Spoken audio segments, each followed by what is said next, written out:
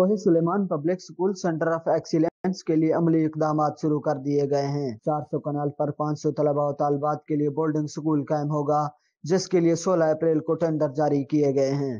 मंसूबा पर 1.5 अरब रुपए का तखमीना लगाया गया है। 15 रुकनी बोर्ड ऑफ गवर्नर भी तश्कील दे दिया गया है।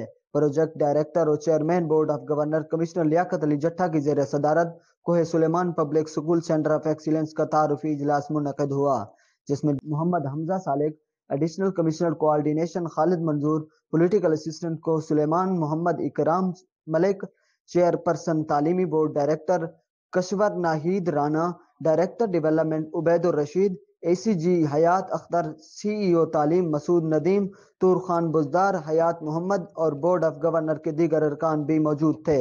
कोहे Suleman public school centre of excellence के बोर्ड ऑफ गवर्नर में 6 सरकारी और 9 गैर सरकारी अरकान को शामिल किया गया है।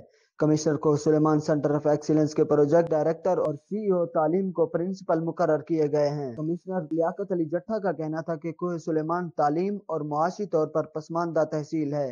कोहे सुलेमान पब्लिक स्कूल कायम होने से न सिर्फ नौजवान नस्ल को मेयारी तालीम मिलेगी, बल्कि रोजगार के मौके भी पैदा होंगे और यह किसी भी मेयारी इदारे से कम नहीं होगा।